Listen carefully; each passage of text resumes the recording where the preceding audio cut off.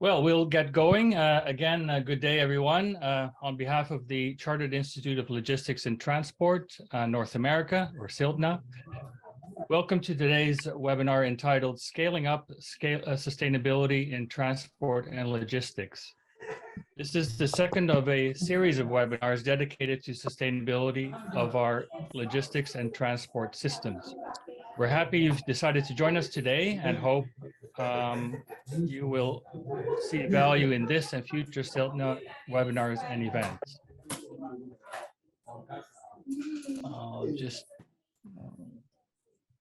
I'm Eugene Hooven, founder and principal of EH&A Advisors, and will be moderator for today's session.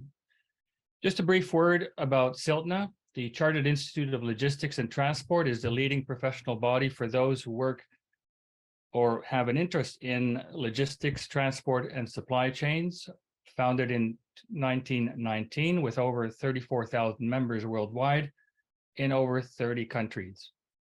CILTNA is the North American branch.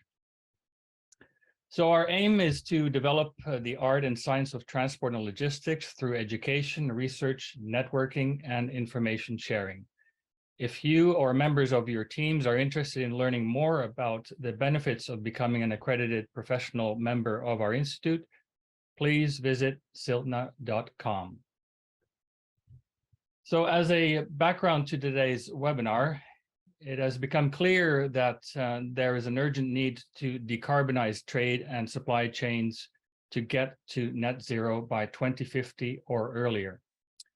At the same time, there have been calls to decouple US-China trade, and concerns over the US Inflation Reduction Act, or IRA, has led to fears of fragmentation and deglobalization.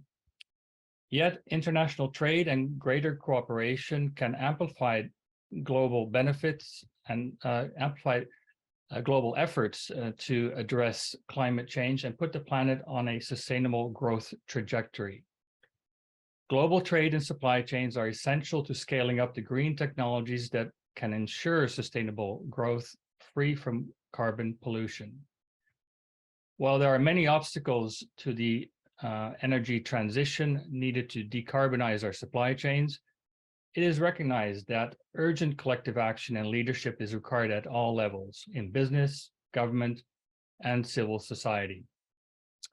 So to explore the issues, we are joined today by Andrea Debbane, Senior Vice President and Global Head of Sustainability at Kuehn+Nagel, and Ronan Chester, Director, Climate Action and Sustainability Leadership at the Fraser Vancouver Port Authority.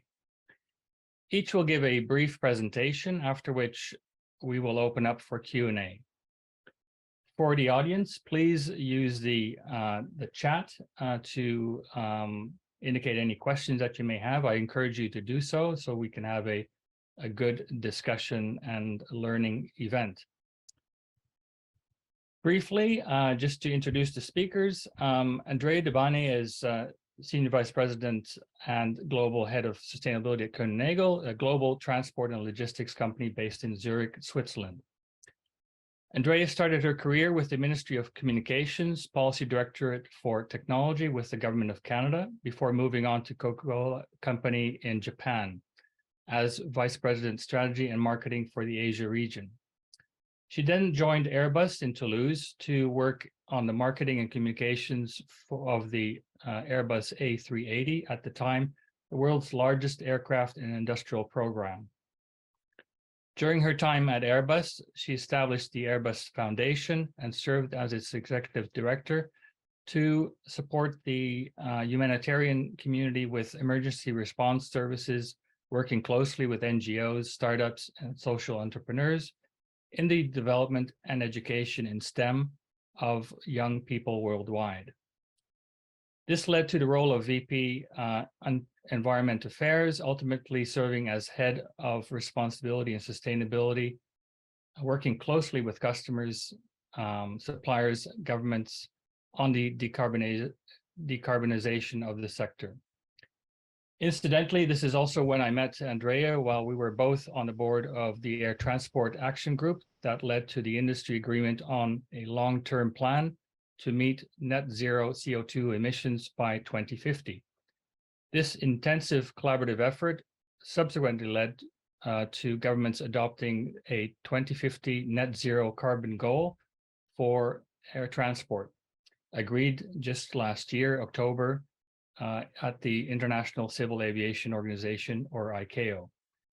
Andrea has a BA from Concordia McGill University in Montreal, Canada, and an MBA from IMD, Lausanne, Switzerland, and was a Mombusho scholar at the Waseda University in Tokyo, Japan. She serves on the board of United Way France and is a board member of the Fair Trade International. Andrea, I hand it over to you. We're anxiously awaiting what you have to share with us. Great. Unmute. There you go. Thank you. Thanks, Eugene, and thank you for that very warm and complimentary introduction. Very much appreciated. So it's a pleasure to be with you today and all of your colleagues. And what I'd like to do is just take you through what we're doing at Kuehn+Nagel and be able to share that in terms of our journey towards zero carbon future. So just as a opening, who is Kuehn+Nagel? So it's a company that's actually been around for over 100 years. So that's already something sustainable there. It is one of the largest transport and logistics companies worldwide, #1 globally when it comes to sea logistics, #1 globally when it comes to air freight, #1 globally for integrated logistics, in the top 3 globally for contract logistics, and in the top 5 in Europe for road logistics.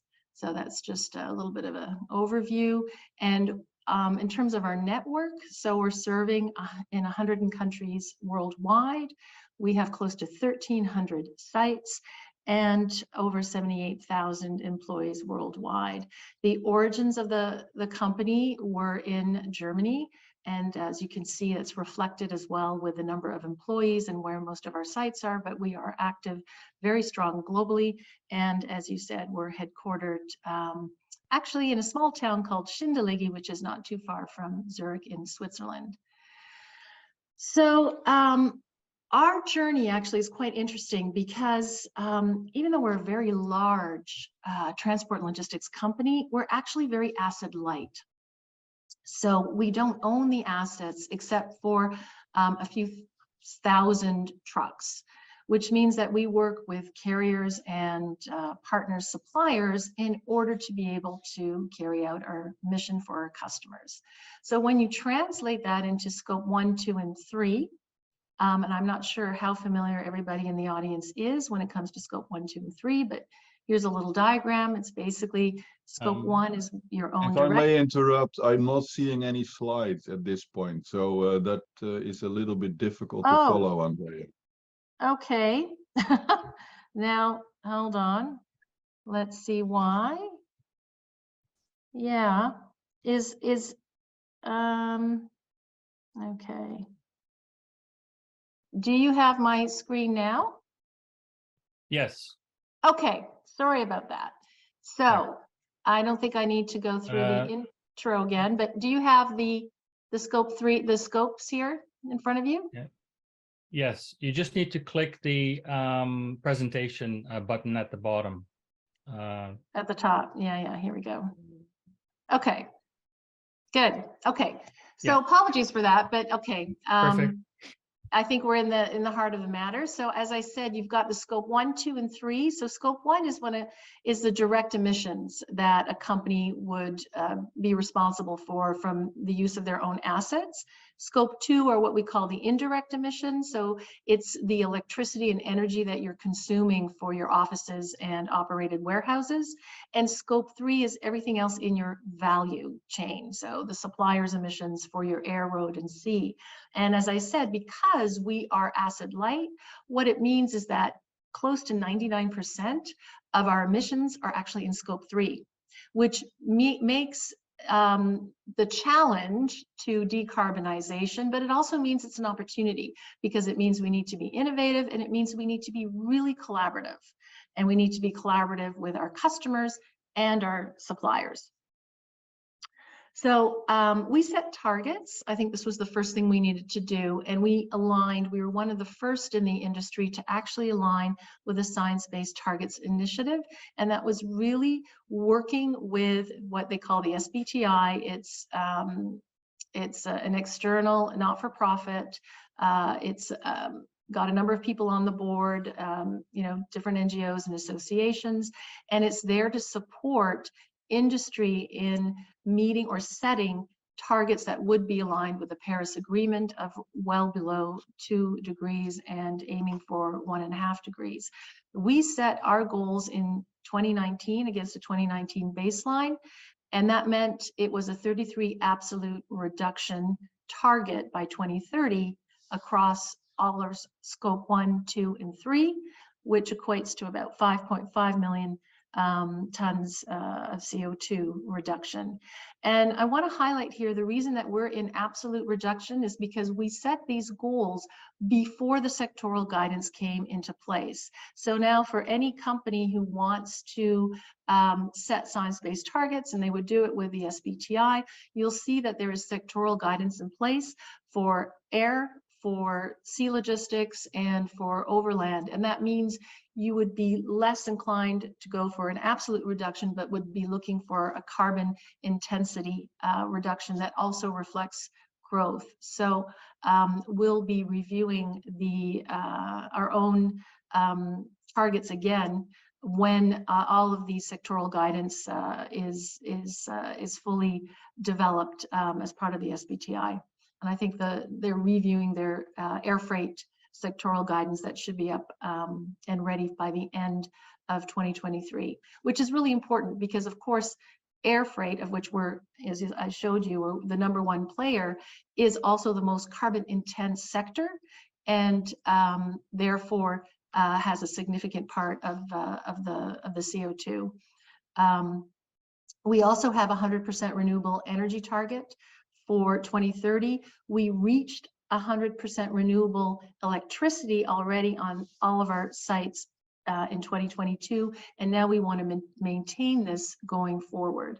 We have a zero waste to landfill target, and we have a zero plastics in all our facilities target.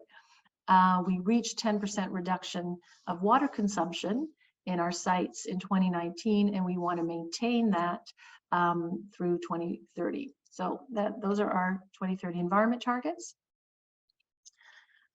Because again, we're asset light, so we're not investing directly in assets, and we're not a technology investor or developer. So that means that we really need to align really closely with the green technology roadmap of the different industries, the different transport sectors, and understand their own transition to green technologies, low carbon fuels, and then new transformative technologies to actually replace fossil fuels.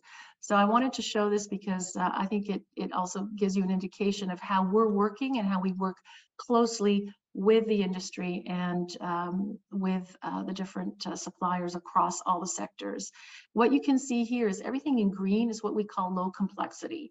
So that is available today and is relatively easy in terms to access.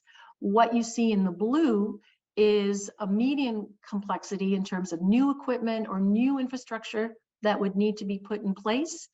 And what you see in gray is really more high complexity because there's still uncertainty in terms of the pathway, in terms of the scalability perhaps of a particular new technology.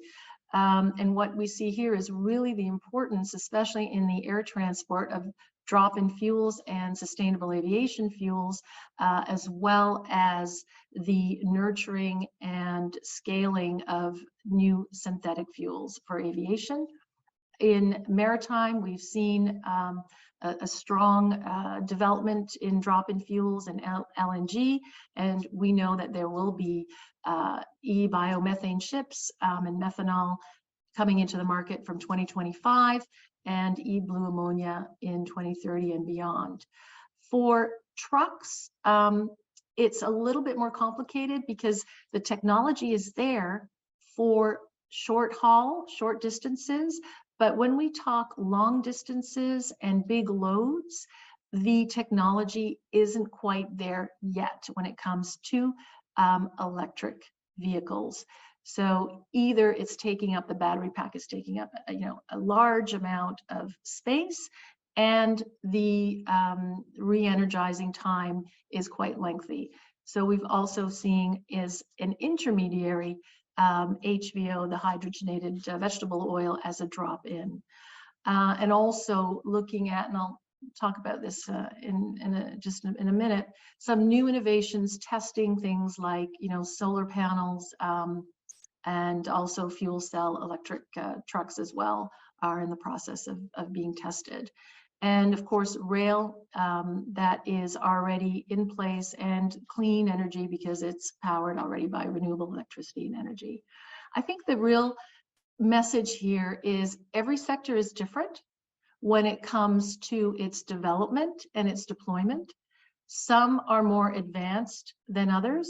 Some are actually, if you look at air and sea, they're regulated by international organizations. Eugene mentioned ICAO for air transport, and of course IMO for maritime. When it comes to overland, that's much more complex, so the technology might be available, but the actual regulatory requirements and regulations, the standards, are going to differ region to region, and that makes it trickier. So when you think, infrastructure and setting up the infrastructure, it actually sometimes can be easier on, I would say, at a global level, or when you have global standards and regulations. So the levers that we're looking at for our transition, they're really four essentially. The customer collaboration is so important for us.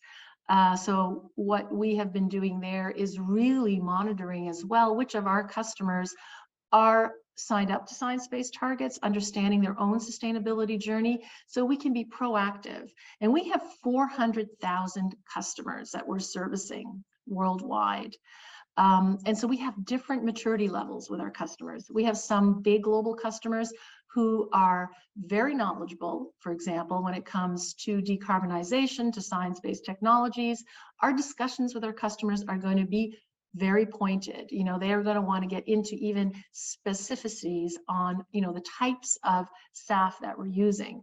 We have other customers where, they might be small, medium-sized, or they might be coming from a region which is not yet that advanced or mature, doesn't have the regulatory framework that perhaps Europe and North America has, and they may just be looking to us as a thought leader guidance on how do they just start off their decarbonization journey. What does it mean? They also may not have the in-house expertise that the big global companies have.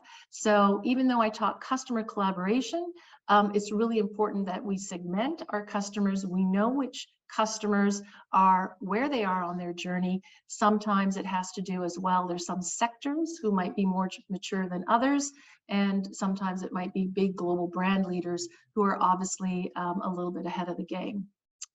The supplier engagement, very important as well, because we can't do it without our suppliers. They're the ones who are bringing in the new technologies. It's important for us to understand as well where they are on that journey, what their commitment is, what their fleet renewal strategy is, what they're doing to optimize their operations and service, what their own investment is in low carbon fuels and in new technologies. Are they innovative as well? Are they willing to try and pilot new technologies? And so we have set up supplier engagement across all of our sectors there.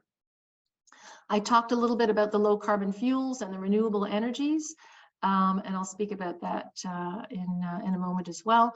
And then I think for us, another really, really important point here is the technology and the data.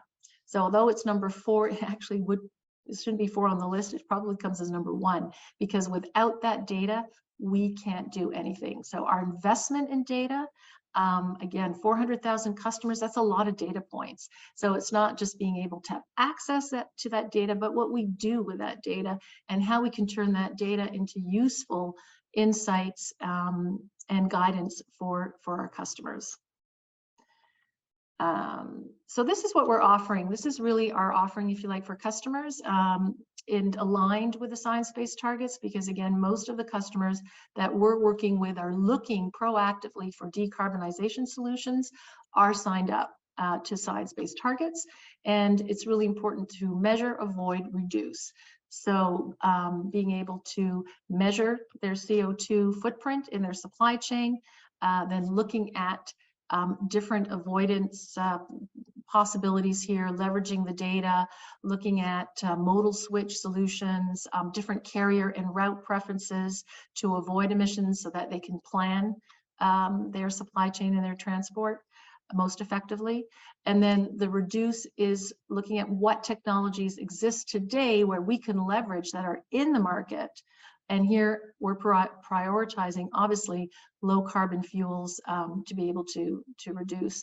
And in some cases, and I'll get to that in a moment, when it comes to first and last mile on overland, we have the electric vehicles. So that is aligned with science-based targets, but we also offer offsetting, and that's compensation in another sector.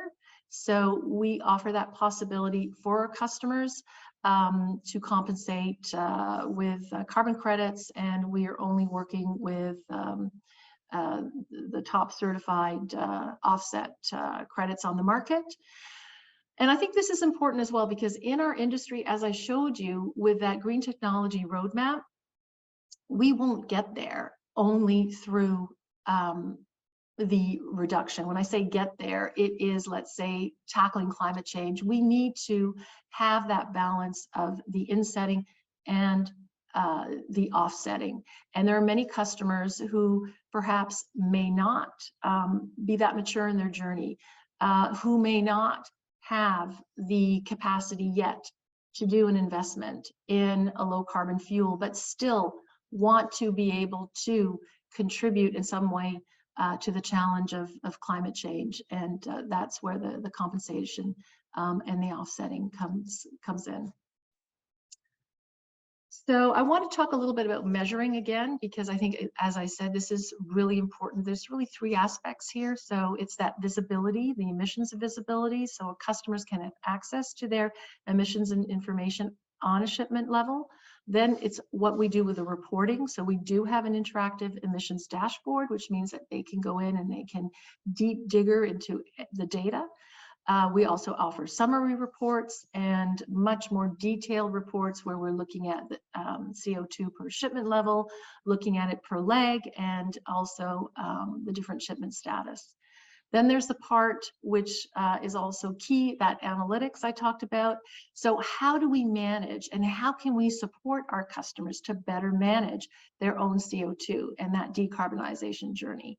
In some cases, we are, benchmarking regularly in across sectors, so we can give that service to our customers. They can see where they stand vis-a-vis their peers as well. I think that's important. We can help and set and monitor their own targets, and as well the data quality, because this is a journey and we're all on a journey. And we need to work together to improve the data, getting access to real data, being able to extract that data, and then being able to actually use that data and have better insights. So it's all part of a journey. The good news is we get we fine tune it pretty well every week that goes by.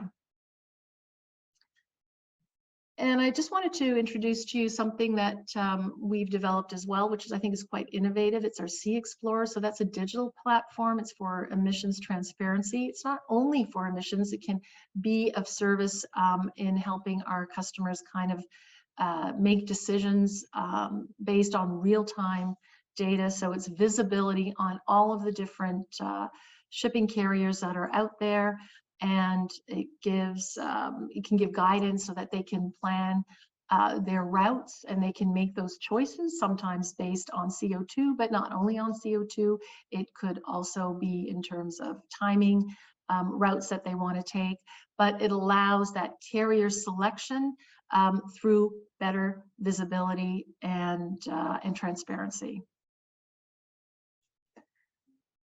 So I'll talk a little bit here just on the biofuels for the different modes of transport. And as I said, sea freight has really, this is something quite new in terms of maritime. Maritime or sea is still let's say, the least carbon intense mode of transport. Nevertheless, it's fantastic to see the work that's been done to develop maritime biofuels. And we've been in-house as well. One thing that Kuehn+Nagel has done is we have built our in-house expertise. So we've got experts in each one of the different transport sectors on sustainable low carbon fuels, so that that expertise is in-house. We know what is happening in each of the different markets, the trends, the different developments of biofuels, who are the producers, because what we really want to do, as I said, is be able to identify, secure, and procure the best quality low carbon fuels for our customers, and overall offer the best solutions, the low carbon solutions that are on the market and that come into the market at any point in time. Air freight is the most developed. Eugene, and as he mentioned, we work together with ATAG. It's over 10 years that the air sector, aviation sector, has been working on the development of sustainable aviation fuels with different pathways. So now you have over 200,000 commercial flights that have taken place using a certain amount or amount of SAF, a drop in fuel. So it makes it easy. We have the book and claim system. It's a mass balance approach. We've invested and deployed over 11 million liters of SAF last year, and we're also investing in the production of new synthetic fuels. Road logistics, as I mentioned, we've been working with different regions to really accelerate and scale the use of HVO. And now we're in a position where we've got HVO that can reduce up to 83% regular diesel. And we have a pilot and an operation going with one of our customers that is using HVO on a round trip between Belgium and Spain. But we also want to be innovative, because we need to try. This is the whole thing with this journey. It is a journey. And again, we need to deploy what is available in the market. We need to make investments to scale, the future technologies, but we also need to try out the technologies when they're available. So we've been testing solar panels on trucks in the Netherlands, and that's been an interesting pilot for us. We're also have set up these sustainable airport corridors, so that's shuttling between the airport in India, but also in Los Angeles. And we're also deploying solar panels wherever we have that opportunity on our warehouses. I'll talk a little bit about the partnerships, because this is really key. So Kuehn+Nagel's been a signatory of the UN Global Compact. That's the world's largest voluntary pact between business and government for sustainable and responsible business practices. We are also committed to different industry associations or working groups to either develop common standards for the sector, because we have to work with common standards. Most of our movements are, again, over international airspace, international waters, so we need to have common standards. So we're also part of the Smart Freight Center, the Going to Zero Coalition, the Clean Skies for Tomorrow Coalition, and the Road Freight Zero. We want to have a seat at the table. We also want to be able to use our experience to the benefit of the greater good to develop the market. So all the trials that we're doing, and to be able to plug that into better understanding and development of sustainability in transport and logistics overall.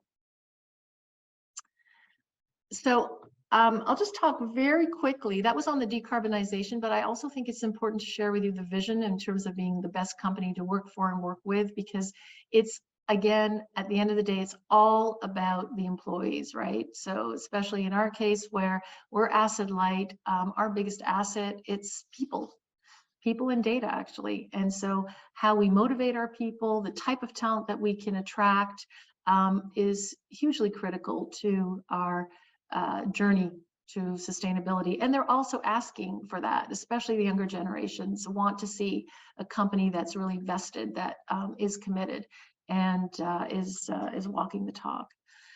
So we have a few of our social targets here, doubling our female representation in top leadership. We have about 10% of women in top leadership, but 40%, over 40% of our overall workforce is female. We're also looking to increase the intake of interns, because that's important for us as well, to be able to bring in new generation and train them and develop them into leadership.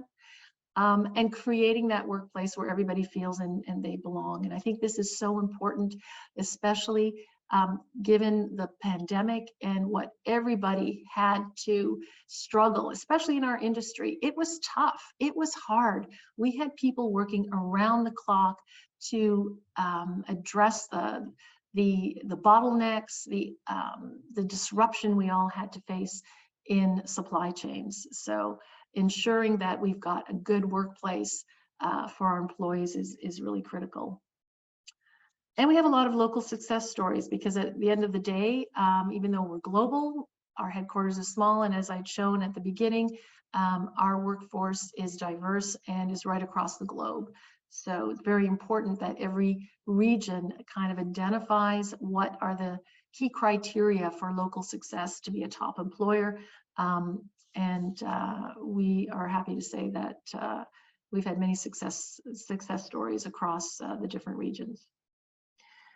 So I think I will end here, and happy to take any questions if we have time. Eugene, I think Yeah, Andrea, great presentation, and gives a really good overview of what Kuehn+Nagel is doing, and you Sorry, yes, can you see me?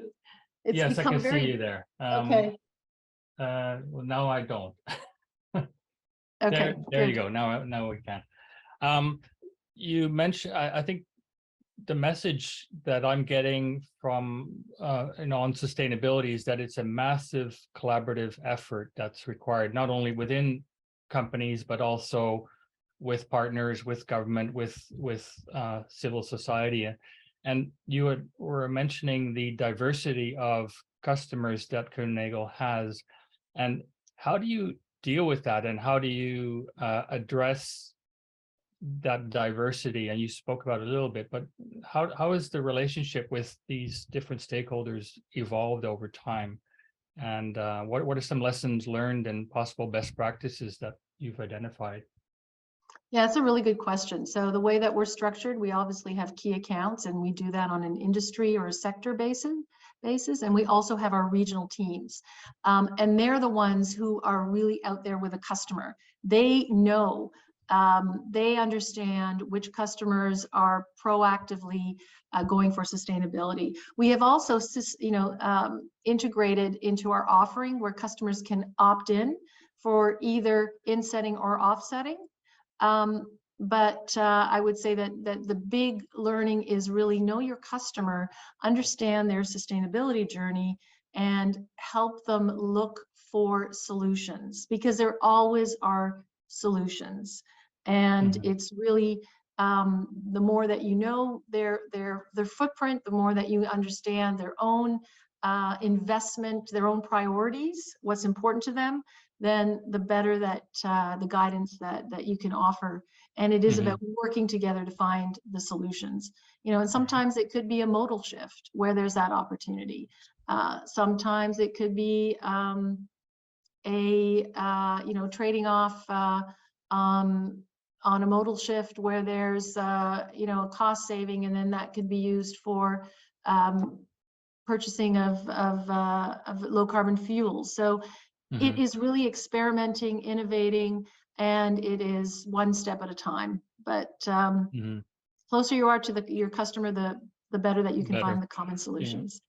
And also data, I think that's the other takeaway for me is I'm very much convinced that every company, successful company, at the end of the day is a data company, more than anything else. That's your gold, if you will, that you can mine into and getting new insights. And how is that evolving, and what kind of trust relationships do you need to build with various stakeholders to be able to exchange data and create insights that you can all use? Yeah, that's a great question. So there is no, silver bullet. It is really different collaborations. So you have to collaborate obviously with your customer to see, and they also expect that transparency. In some cases, when we talk about sharing data and benchmarking, we want to, keep the anonymity of our customers, but be able to have transparency overall. So we've had some sectors that have been more willing to cooperate than others. When it comes to carriers, that's really important as well, having that relationship with carriers because they also have the raw data, but also working with external, we work a lot with Eco-Transit. That's probably the number one, I would say, used external emissions calculator.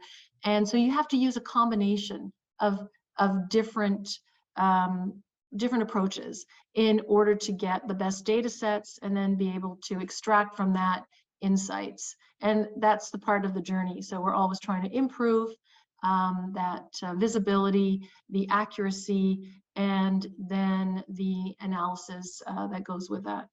Right. Andrea, thanks a lot. This has been really a great presentation. I've got a number of comments and questions in the chat. For the audience, please forward your questions if you have any in the chat, and we'll be sure to get to those at the end of the presentations. Ronan, over to you. Ronan Chester is Director Climate Action and Sustainability Leadership with the Vancouver Fraser Port Authority, more commonly known as the Port of Vancouver. He's responsible for leading a portfolio of initiatives and programs to help advance the port's vision to be the world's most sustainable port. An experienced project management professional, or PMP, with a background in sustainable buildings, Ronan has 20 years of experience working in the field of sustainability, leading teams to develop and deliver innovative solutions that create lasting value. Ronan holds a degree in economics and environmental studies from the University of Victoria in BC and a master's degree in sustainability from the Blekinge Institute of Technology, Sweden. Apart from PMP, Ronan is certified energy manager and holds leadership in energy and environmental design accredited professional designation, as well as an Envision infrastructure sustainability professional designation. Ronan, over to you. Thanks, Eugene. Am I coming through clear? Yes, you are to me. Yes, thank you. And you got the slides up? You're looking at the right set there? Yes. Awesome. Right. Excellent. Thanks, Eugene. Appreciate that. And thank you, Andrea. That was super interesting. It's great to be here. I'm calling from Bowen Island, just outside of Vancouver. And this is home to the Coast Salish people, so the Musqueam, Squamish, and Tsleil-Waututh people. And so it's a really wonderful place to live. And anyways, it's a nice morning here. So good morning, afternoon, or evening to you, wherever you are. I have a little presentation here to go through. It's a bit of an overview of our sustainability kind of journey and decarbonization work. And so, as Eugene was saying, I'm with the Vancouver Fraser Port Authority. I've been with the Port Authority for about 13, 14 years now. And the Port Authority is, of course, responsible for management of the lands and waters that make up the Port of Vancouver. The Port of Vancouver is the largest port in Canada. If you think about this, it handles nearly half of all of Canada's trade outside of North America. It's the third largest in North America and is the most diversified port in North America, handling quite a variety of different cargoes. So nearly 3 billion in trade annually, 170 different kind of trading economies that we're working with. And when I first joined 13, 14 years ago, we really we're talking a lot about at that time, what does sustainability mean for us? It was already something that was woven into the kind of mission for the organization. But we did find that there were a lot of different views about what that meant. And we actually embarked on a really interesting process because we saw so many different views on what sustainability meant. We realized that we needed to create some alignment. And a series of interviews with the board, with the executives, turned into a series of workshops and world cafes with staff, turned into an advisory committee of about 30 customers in the Gateway, turned into a series of 2 years of conversations and another 600 to 800 people in different focus groups weighing in on this. So 3 years later, we started to create some alignment on what a sustainable port looked like. And I think that this was a really important part of our journey. So, I mean, here you're just seeing our vision is for the Port of Vancouver to be the world's most sustainable port. We have these 3 different kind of dimensions and that triple bottom line format, really all underpinned by meaningful dialogue, shared aspirations, and collective accountability. This is then further broken down into 10 focus areas and 22 success statements, and things like being a good neighbor, climate action, safety and security. And so this framework really became for us, what does a sustainable port mean? When we say we want to be a sustainable port, let's be clear, let's create some alignment. And I think the interesting part of that journey is then starting to, turn your mind to where are the areas where we can really add value and leadership. And you may not be able to be excellent in every single thing, so you really can focus on where are those areas that you really can make an impact and transformative change. And so in our journey, creating alignment and understanding has now kind of landed us in a place where we're trying to really look at where we can focus resourcing and help to contribute to transformative change in sustainability. In the region here, there are actually 16 different cities and several First Nations. So it's really dynamic region to be working in. A lot of different voices that need to be involved and perspectives that need to be incorporated into the strategy and the direction. And one of the things that is actually underway right now, and that we've had underway now, I guess, for about 13 years, for the whole time that we've been doing this, is long-range scenario planning. This has been really, really important and powerful for us. If we go back to the beginning, we had a lot of those questions about what does good growth look like, back to what does a sustainable port look like. We have involved so many people in this process over the years, refreshing it. Generally what happens is we go to refresh it every 3 to 5 years. So right now we're actually going through a new refresh on this. And actually at the end of this week, we'll have another, let's say around 100 people in a room from across the Gateway on Thursday and Friday, where we will be looking at the new scenarios that are emerging from the new process. But the reason why I bring this here is because, creating alignment in that really dynamic environment is so important to create progress or to enable progress. And so I think in this, one of the things that I observed that was really powerful was that the energy transition, the groups of people who are involved in this were asked about what are the key drivers of change and things will really impact success of the Gateway in the future.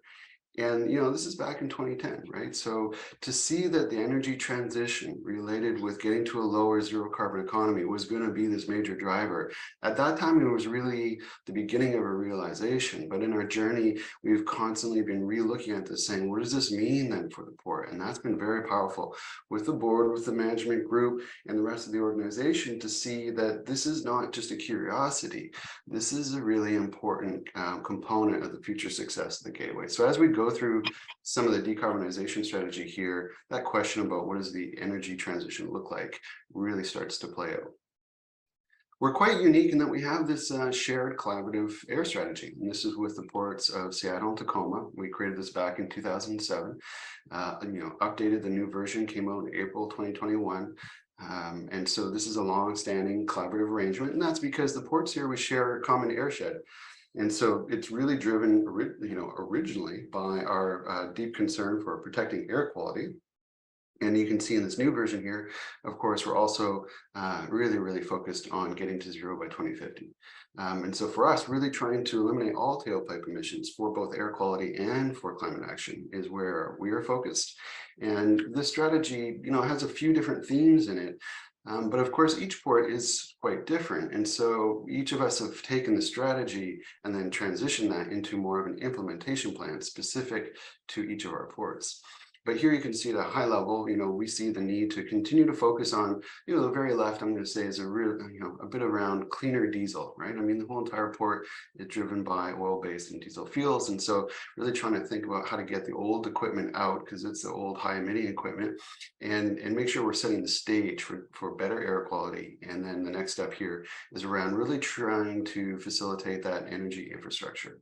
And this is really, really important piece here. I mean, I think when we look at shipping and we think about the investments that are needed to get to zero, I mean, of course, the advancements in propulsion technology and fuels for vessels is huge.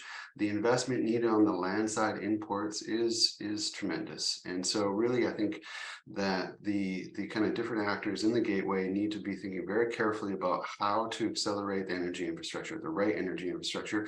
And Andrea was doing a wonderful job of laying out what some of those different fuels and technologies look like. The last part, of course, on the right is around actually getting into that adoption. And so at the end of the presentation, you'll see there are a few different projects we're doing to try to kickstart that adoption. And of course, all this needs to be thought about in the context of all those different supply chain sectors, as you see below with those different icons. So that kind of gives you a bit of a flash of that air strategy. Where are the missions for a port like Vancouver? Well, here you're seeing air pollutants on the left and greenhouse gas emissions on the right, and you can see that the large portion is really coming from the vessels. Roughly 60%, whichever one you're looking at. I would point out that this is a fairly broad boundary. A lot of ports would have typically a smaller spatial boundary for the inventory. We're going out about 40 nautical miles, and upland, we're going all the way up the valley to Hope. And so we're just making sure that we really try to capture that airshed. And I think the probably more interesting part is around where are these emission trends going. Interesting thing too that Andrea had mentioned, we're in a similar position where less than 1% of all emissions that we measure are related to the actual operations of the Port Authority itself, less than 1%.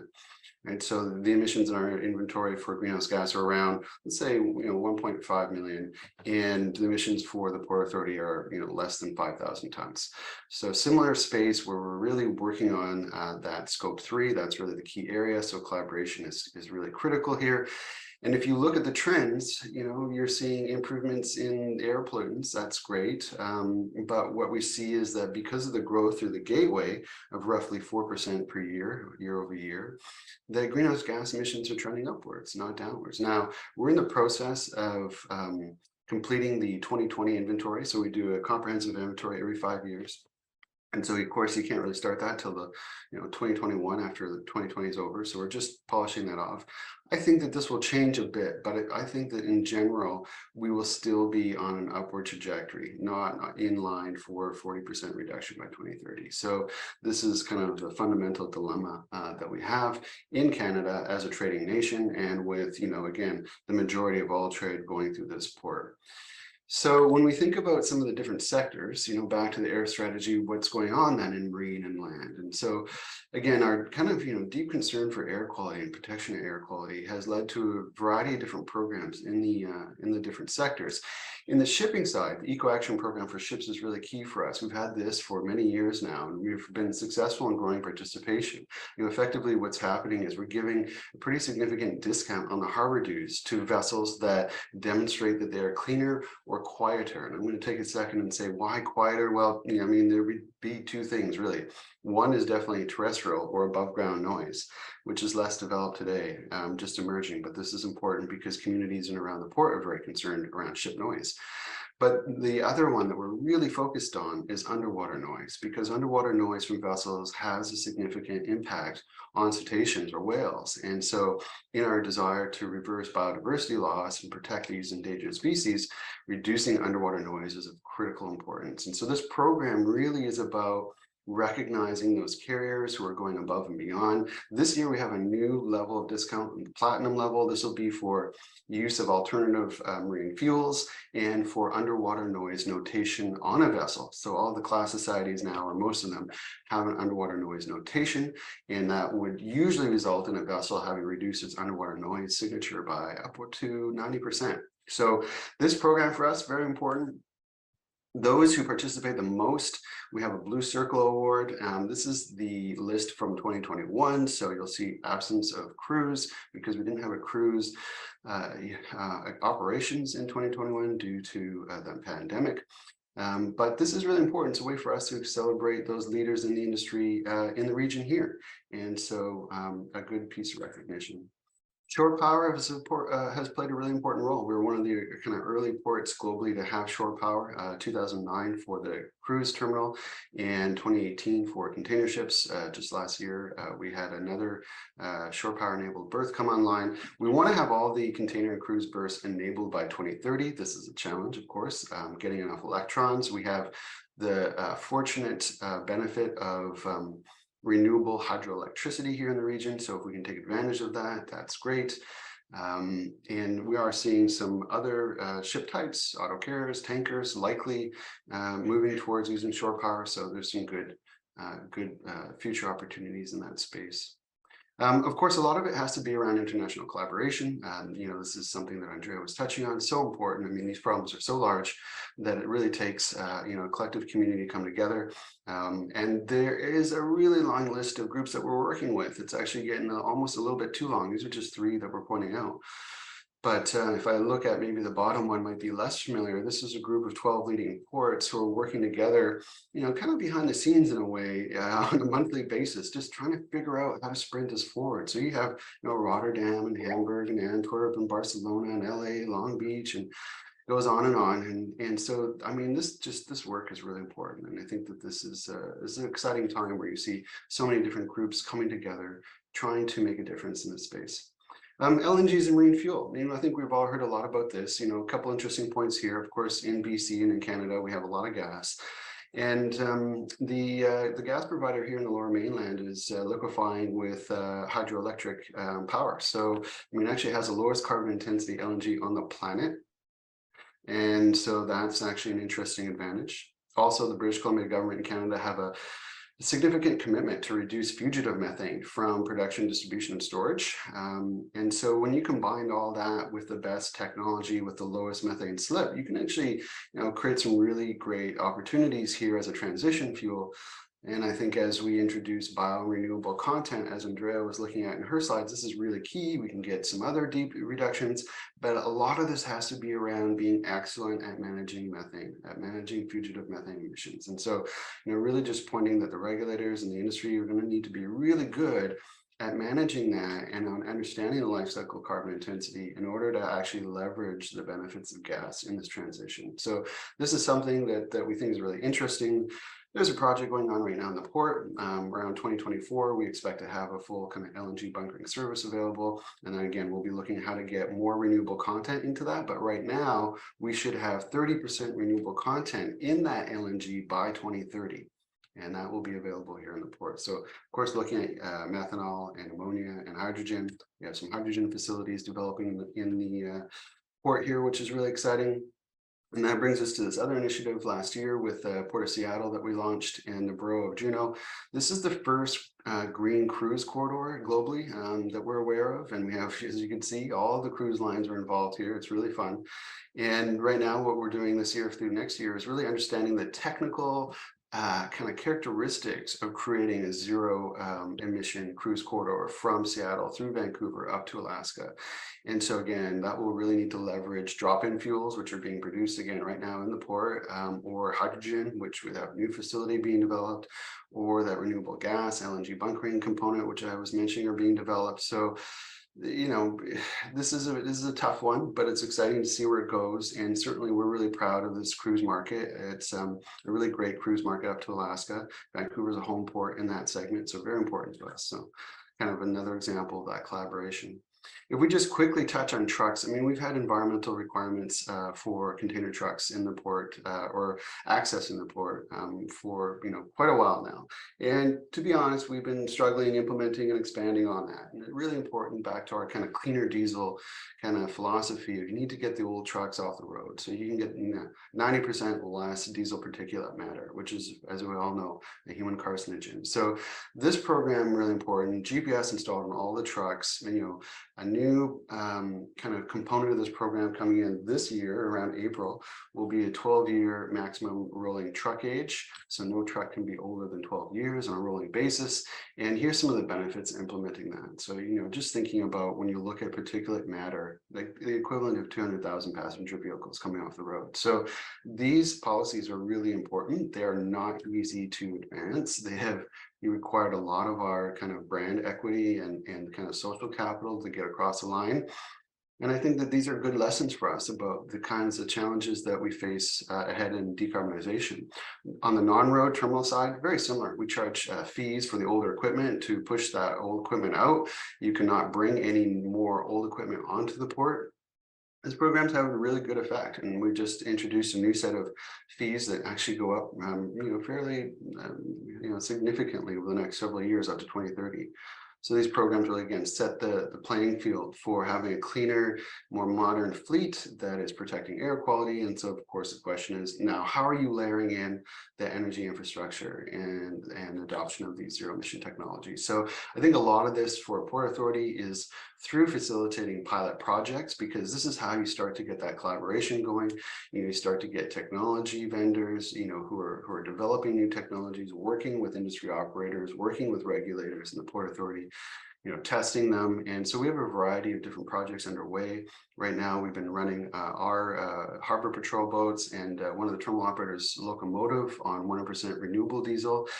As I say, there's renewable diesel being developed and produced in the area. So we're looking to accelerate that. We have a low carbon fuel standard in BC that requires a mandatory level of 30% renewable content.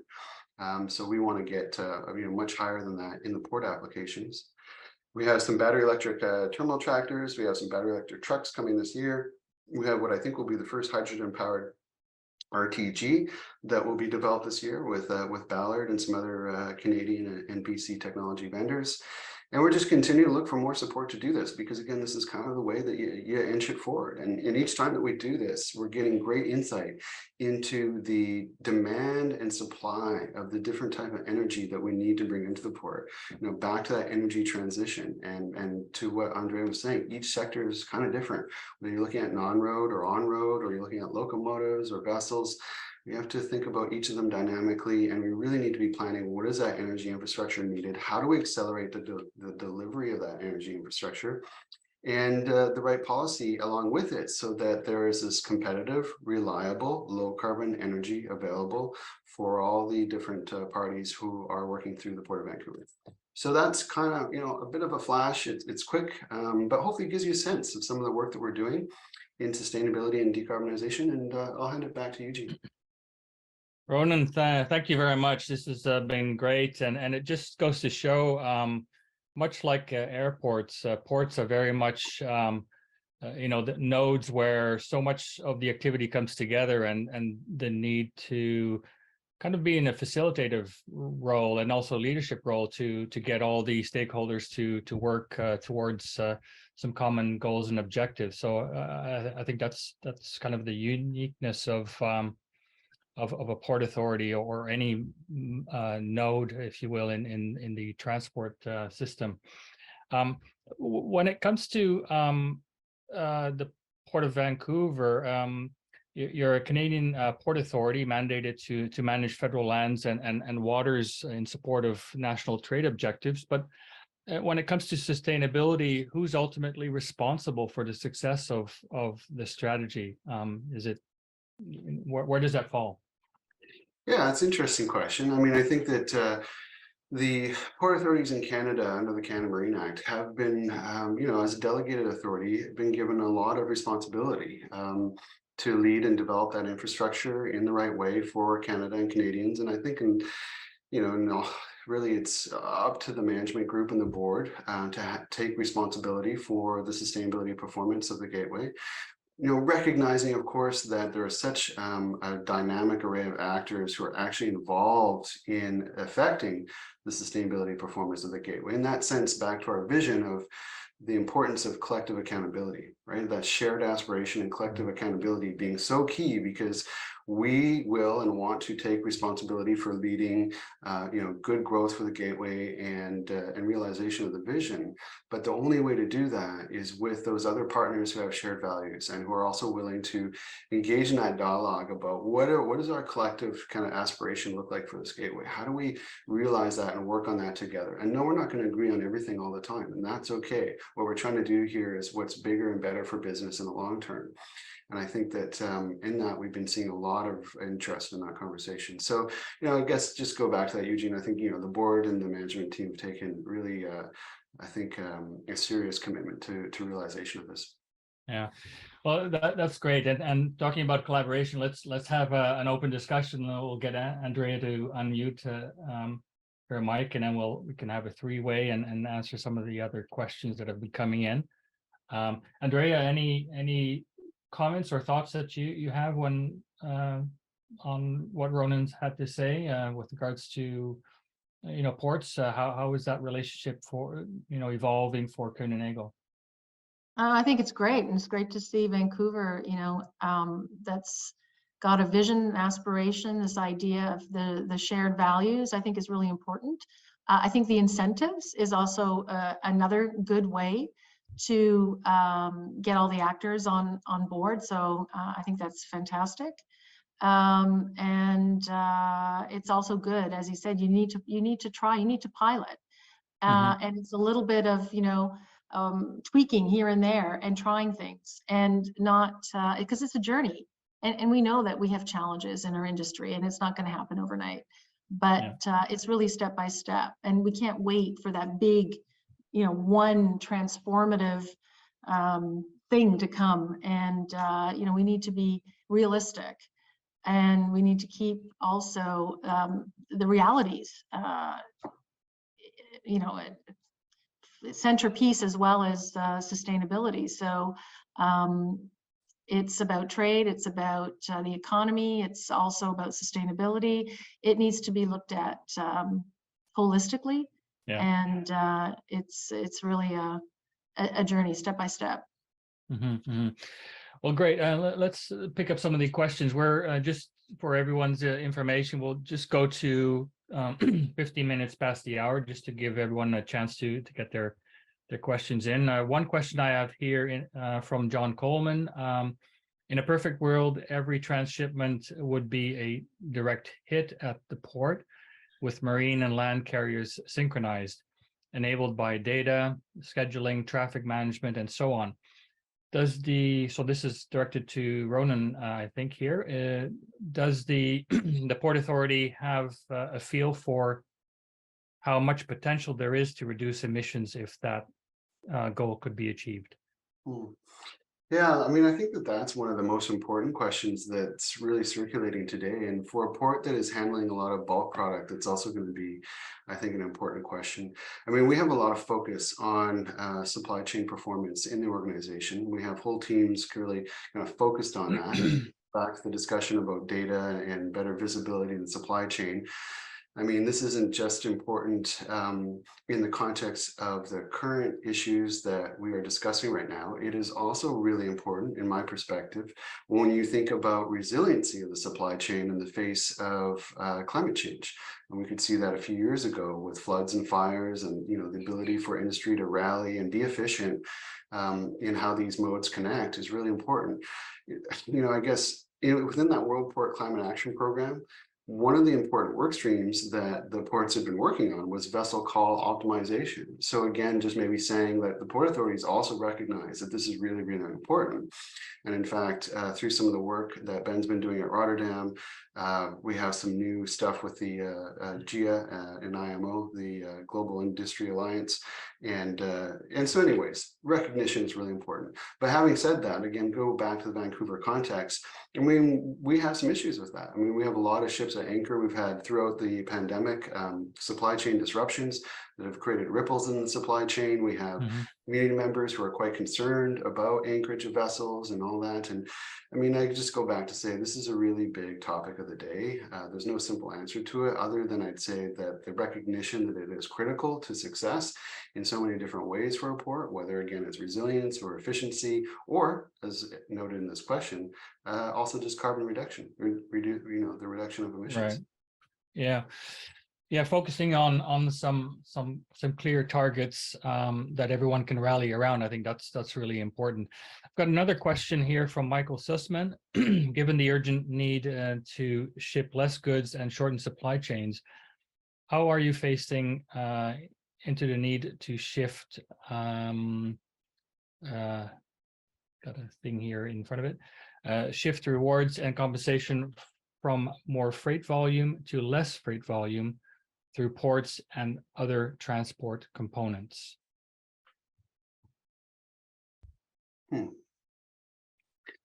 Well, if that's a question directed at me, I guess it's one either or.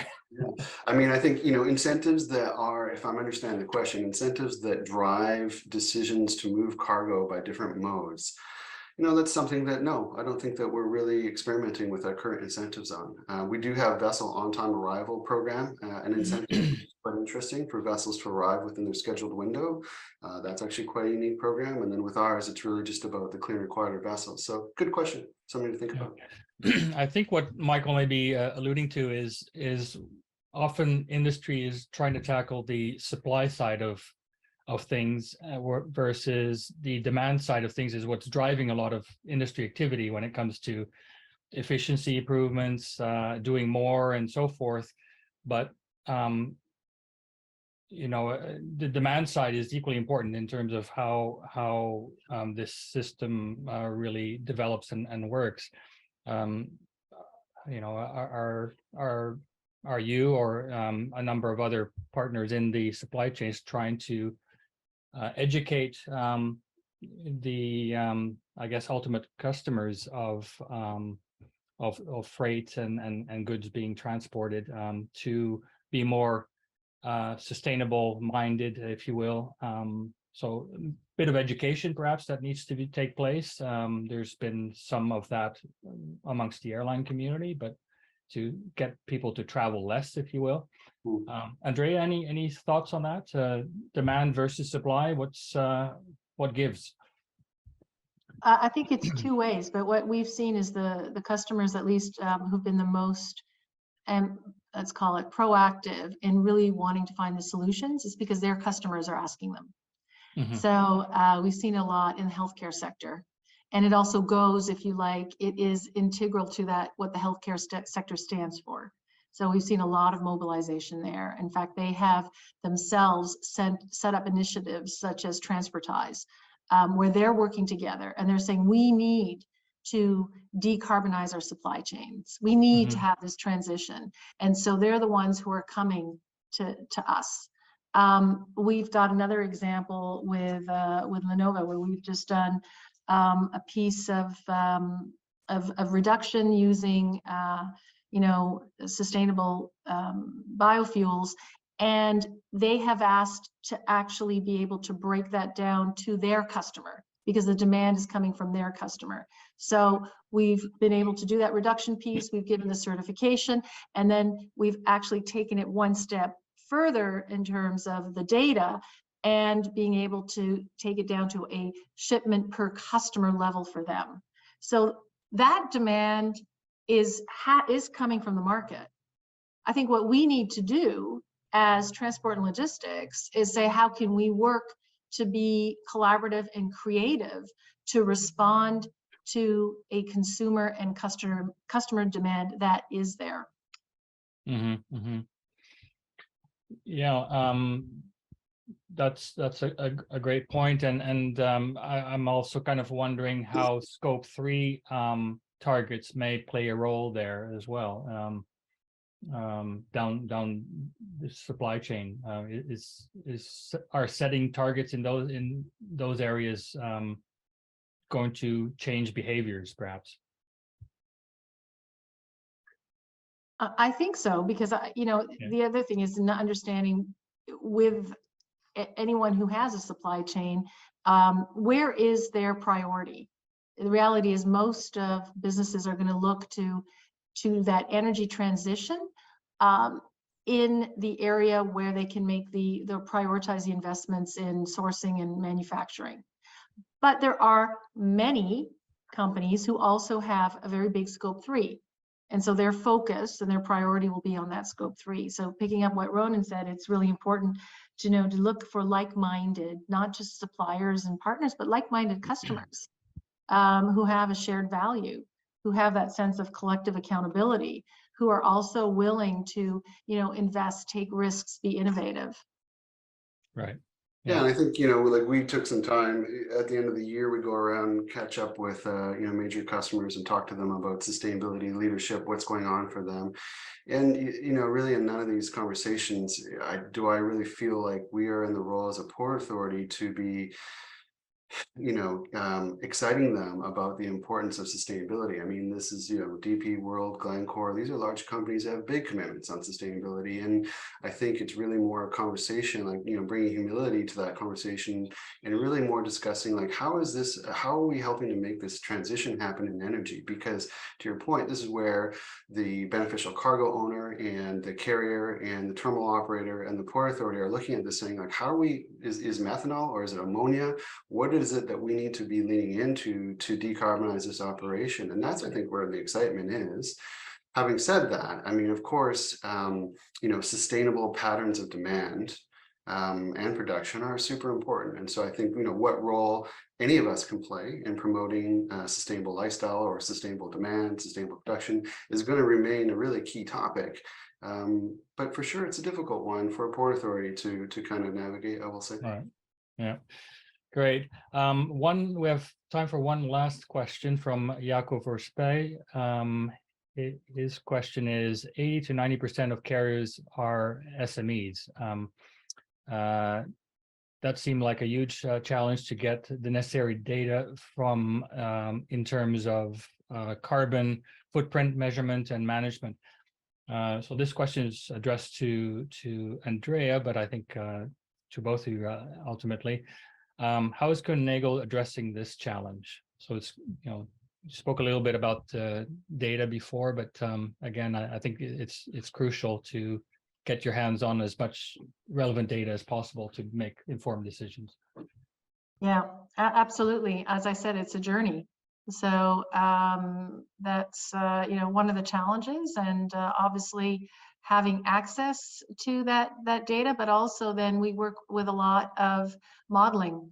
And as I said, external providers, but as well direct, whatever we can get direct. But then we also do a modeling and the industry has to do modeling because until we have, let's say, data accuracy, data availability, data transparency, data, let's call it regulation, which will most likely be down the road. We use whatever we can to, with the right assumptions, to get the best quality data and best quality insight. So it's a mix of different tools. Right. And the port likewise very active in data collection and the like. Well, I think that to the point about how are you bringing people to the table who want to volunteer information and data? I mean, that's going to continue to be a really big challenge. I mean, certainly a lot of it has to be around when we're trying to create greater supply chain visibility and data, like how does this benefit the community? And I think that if the industry partners can see a benefit, then there starts to be greater participation. And sometimes those benefits are easier to see when there are disruptions in the market. So if there's a supply chain disruption, maybe the value of that data and that insight becomes greater and it maybe drives more to the table. It would be nice if that could happen more proactively, but I think that as we abut more, climate change, severe weather, and supply chain disruptions potentially, this may start to push more and more to look at it and think about how they can actively contribute. But I think it is up to those who are willing to lead to kind of show the way by bringing good data together, better visibility, helping to make better, more informed decisions, and really creating that understanding what the benefit is of participating in that. Yeah. Well, on that note, Ronan, Andrea, thank you both for your presentations and sharing the information on what your respective organizations are doing. It's been really insightful, and I believe huge information and to share with all who have been online today. Thank you very much to all who have joined, and there will be a recording of this available in the coming days. Again, thank you for joining, and with that, I will close the session. Goodbye.